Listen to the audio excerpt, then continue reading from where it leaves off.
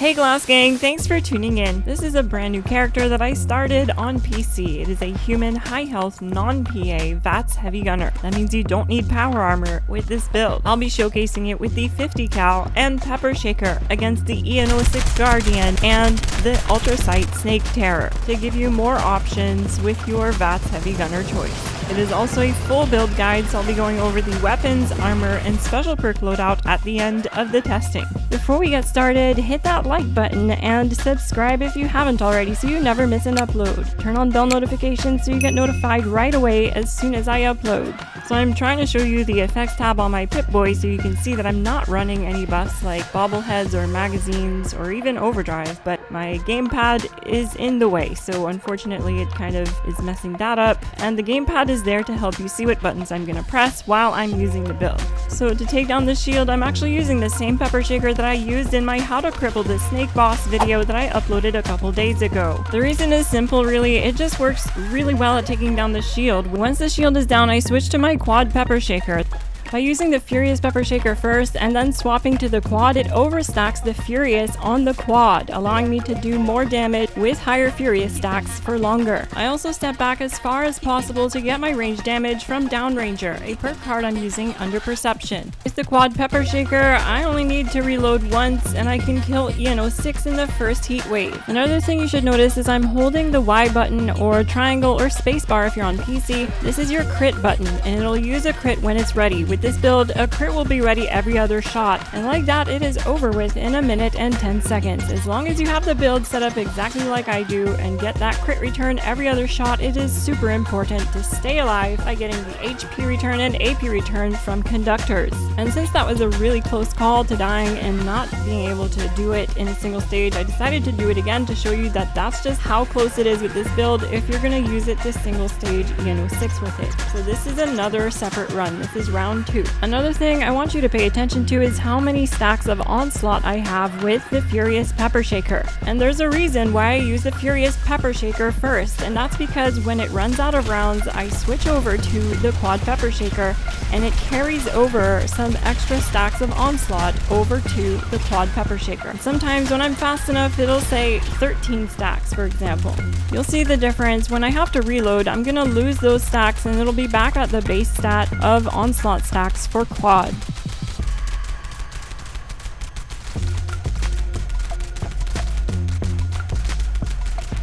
The Furious stacks get overstacked, and as long as you keep firing, it'll stay until you need to reload.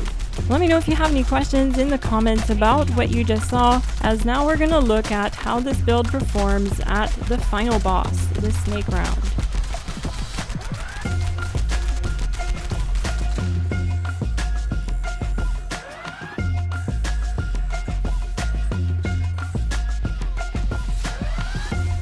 And another tip I can give you guys is to hit like and subscribe. It helps the channel grow more than you know. And if you turn on bell notification, you'll never miss an upload. For the snake, you have two options. You can either cripple it, because then you can do more damage with easy target. And if not, then just do DPS. Just target the eyes and do DPS. If you want to know how to cripple the snake really fast, I have everything you need to know in this video. I have it linked in the description. But if you're solo like this, the best practice is to target the eyes. This way you hit the weak points on the snake and can do the most amount of damage, and you want to just keep up the DPS. Keep an eye on your health though, it can get pretty low here, especially with that high poison damage, which typically the conductor's return from the HP returning to you every critical is enough to sustain your health. It is good to have Born Survivor on the build and only use Stimpack Supers. Only use Stimpack Supers, because then when it kicks in, there's no delay overcoming the poison damage.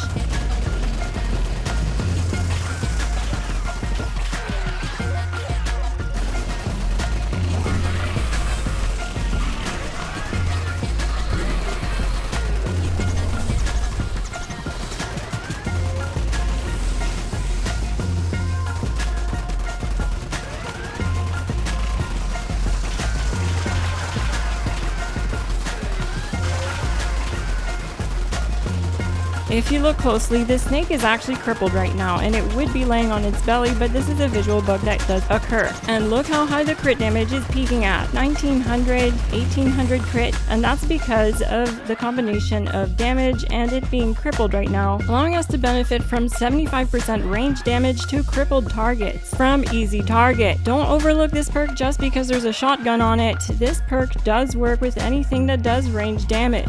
Now I'm not going to do a run with the Pepper Shaker because it's just slower. It's around 2 minutes and 30 seconds, my fastest time non-PA, and I think that comes down to things like the 50 cal's ability to just shoot right away. There's no spool up like the Pepper Shaker, and it just works really well here because of all the times that I get interrupted by either the melee strikes from the snake or poison or the screaming attack, which really adds a lot of time to my overall run with the Pepper Shaker down here. And it's always under a 2-minute time solo, meaning that this build can get the raid trophy down here solo. Now we're going to talk about very important aspects of the build, like the weapons and armor, both very important, as well as the special perks that you need.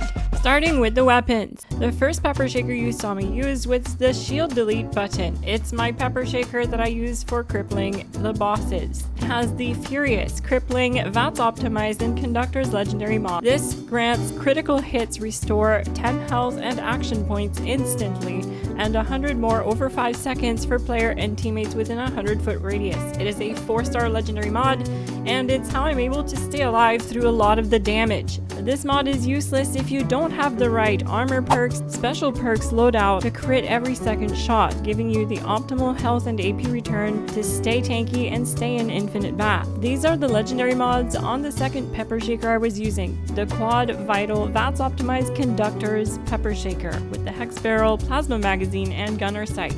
This is the 50 cal that I used in the video. It has the Furious, Vital, VATS optimized Conductor's mod with the Prime Receiver and Heavy Barrel. I'm using a full set of Civil Engineer armor with the Overeater's legendary mod. This means all 5 pieces have matching rolls except for 2 endurance mods on 2 pieces. This is important and we'll cover it more later. But mainly what you need to know is the Overeater's legendary mod is adding to the survivability here greatly, so don't overlook the Overeater's mod, pun intended. And what I'm using to keep my food and drink up is Blight Soup, because this is one food item that will bring up your hunger and thirst at the same time. So it covers both of those meters, and it gives you extra 100% crit damage, and it's super easy to get. It grows right outside of the raids in large quantities. You'll find them glowing and on trees, so they're pretty easy to get. You just gotta run around outside the raids. And when you're on a team, it actually gives you 125% extra crit damage. Here you can see I'm not on a team, so it's giving me 100% crit damage. So yeah, that's how we're able to get our hunger and thirst meters up with this one food item, as it grants a damage reduction of 6% as you feel your hunger and thirst. The rest of the armor mods are Through Hikers and Limit Breaking. Limit Breaking is a 4-star legendary mod, and it's how we're able to crit every other shot without having to increase our luck while on a team. So each worn piece of armor reduces the cost of critical hits by 10% up to 50% on full stack. So what that means is with this armor, we need a base luck in the Pip-Boy of at least 18 and the special perk loadout that we have in order to crit every other shot to keep AP return coming from conductors and HP return to stay infinite in VATS and have HP return to help us stay alive through a lot of damage. So a common issue I'm seeing with people in the comments saying that they follow my build guides to the letter or to the T and it doesn't work for them is that they just don't have enough luck because they come down here with team perks on the build but don't join a team. It's very important to join a team when you come in here solo, because that's the only way you'll still get your team perks to bring your luck high enough to be above 18 or be at 18. And don't worry, you'll still have the option to enter the raid solo after you join a team. As you can see, I don't have enough luck. I'm at 15 when I'm not on a team. And look what happens when I join a team. Now you can see that even though I joined a team, I still have the option to enter solo even though the team leader hasn't entered the raid. And you'll see that I'm at 19 luck with a team that has mutated members. And if you don't want to join a team with other players, your other option is to just create a team yourself, and you will be at 18 luck. And this is because Strange in Numbers is giving you extra perks that bring up your luck when you have teammates that are mutated too. And this is very important. Make sure you don't skip this part and that you always come down here at least by yourself on a team. Special perks. Strength, I have Master Heavy Gunner, Heavy Gunner, Expert Heavy Gunner, Lock and Load, and Easy Target. Perception, I have Downranger, Center Masochist, and Concentrated Fire. Under Endurance, I have Life Giver, and this is why I have invested the +2 endurance mods on my armor on 2 pieces on the arms. This just adds to my total endurance, and a lot of these cards that I have under endurance scale off of my endurance, meaning they're more effective with more endurance I have on the build, which adds to survivability. This one specifically helps increase survivability against elemental resistances like electricity and poison damage from the robot and the snake.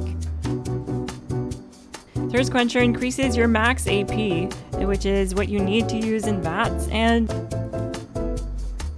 Life Giver is the one that increases your HP. Bullet Shield, Adamantium Skeleton, Fireproof, Starch Jeans, and that's a shared perk card that I already have equipped. Under Charisma, I have Strange in Numbers. This is the one that brought my luck up to 19 earlier because with positive mutation effects are 25% stronger if teammates are mutated too. So that's good. Also, having this perk card will mean that when you take Light Soup, it'll give you 125% bonus damage when you have those teammates on your team. Tenderizer. Each attack makes your target take increased damage. This is a really good perk card. Don't overlook this card. Under Intelligence, we have First Aid, Field Surgeon, Science, and batteries included. Science is really only necessary if you're going to run the plasma-powered pepper shaker. Besides that, you could just toss this or these 2 points into something else. It's up to you. Under Agility, we have a 1-star Action Girl, Gunslinger, Gunslinger Expert, Guerrilla Expert, Evasive, and Born Survivor at max rank. This helps tremendously with survivability, especially because I only run Stimpack Supers.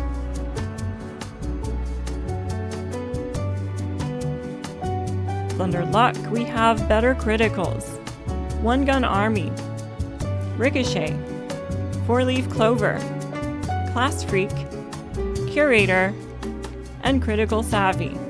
I have Curator on here because I do like to run bobbleheads with this build.